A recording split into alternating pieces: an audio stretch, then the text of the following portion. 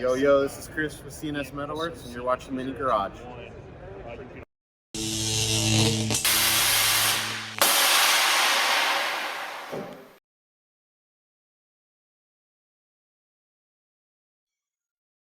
Hey, we're gonna do something here in our series of teaching people how to do some stuff. I just bought this 1990 Mazda Cab Plus fuel injected 2200, and the key that it came with is a little short.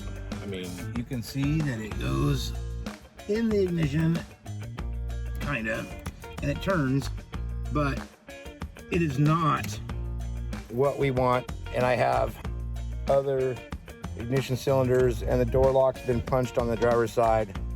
So we're gonna change the door locks and the ignition cylinder, and I'll show you where, if you end up in a wrecking yard, or if you buy them from me, or if you buy them from Jim Larson, or if you buy them from Alan and you can't find them in wrecking yard, how to get keys for the cylinders that you need. So we're gonna flip the camera around and get after having Jakob pull this apart, and we'll talk him through it. So we're gonna talk you through it too. All right, Cobb, get back in here. So we're gonna take the cover off this first, and you've done this before, and you know there's just a couple Phillips screws underneath, right? There should be 4. There should be 4. No, there's no tilt wheel, but I think you got one more screw under there. And do I need to stick this under here so you can see? Yeah, there's 1, 2, 3. That's the 4th hole there. So he's got all 4 of those screws pulled out. Then gotta jiggle that loose. You can pull it off from the top first. There you go. Now you gotta slide it around the ignition cylinder. This should slide towards me and then off. There you go. Now pull the top off. All right, so I know on some of these you can change the ignition lock cylinder, and that's what we're gonna try to do. I have the whole thing, the whole ignition switch, and we can change that if we need to.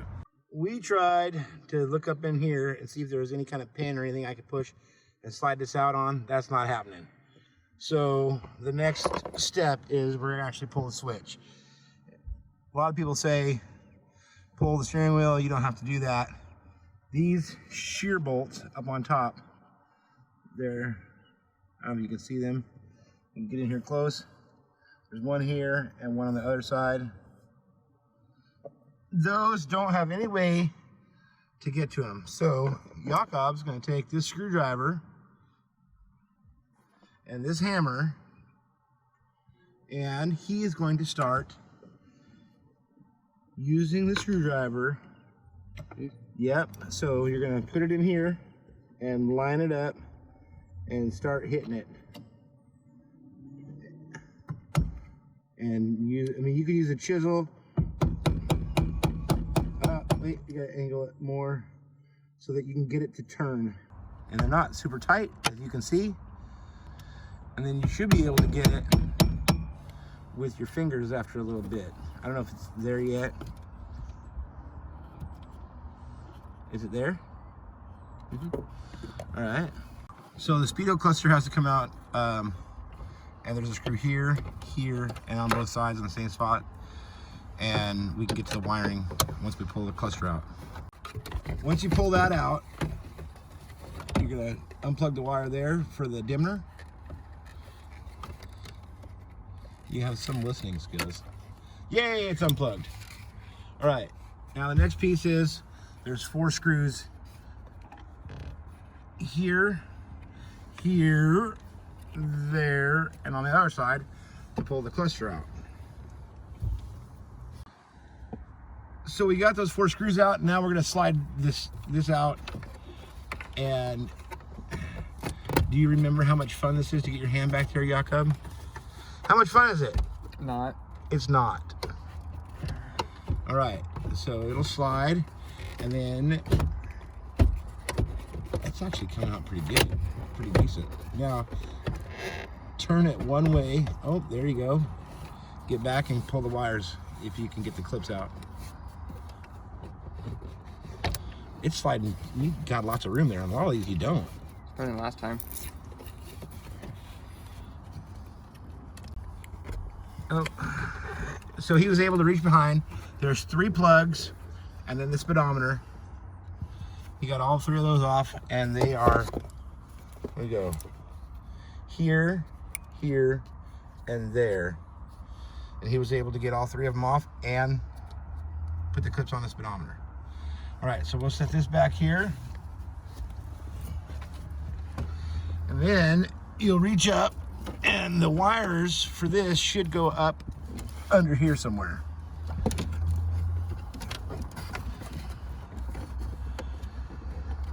Okay, so he's got all 4 undone. Now he's just got to pull the harness out.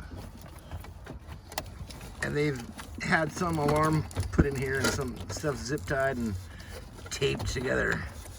It's wonderful. There's no wire nuts. Well, there is no wire nuts, I guess. So you didn't install it. I did not. So the alarm wiring is tied into all this, and I don't know if you can see, but there's some crimp connectors and some other goodies up there. So we got to see what all that's going to, then we'll get it out. So we ended up cutting some of the alarm wires out, and hopefully it'll start when we go to change it. And he's going to pull the last bolt out of here, and voila, out with the old, beat up, torn up. And we've got another one with a key ready to go in.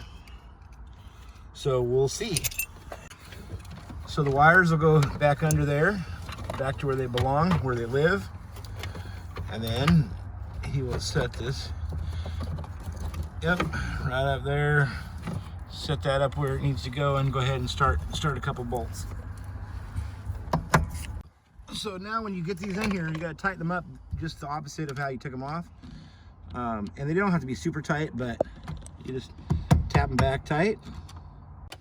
So we got the wires connected, and he turned the key over, and it started chugging. So we're gonna put everything back together. So it's just reverse to how it came apart. So because we were changing the ignition, we're also changing the door locks. The door panels pop right off. There's a couple screws, the clips in the window crank, and then inside there's a clip that pops off here, and this that slides over, and we're putting them in now. So Jacob will finish that up. We'll get both sides done. And then I got some junky speakers to go in the door to fill the door panel holes. Hey, I'm Ron, and that was Mini Garage. Before you take off, don't forget to hit up the website, hammeredweekendwear.com, where we have hats like these, banners like those, stickers, and all the swag you need to support our show. Thanks for tuning in.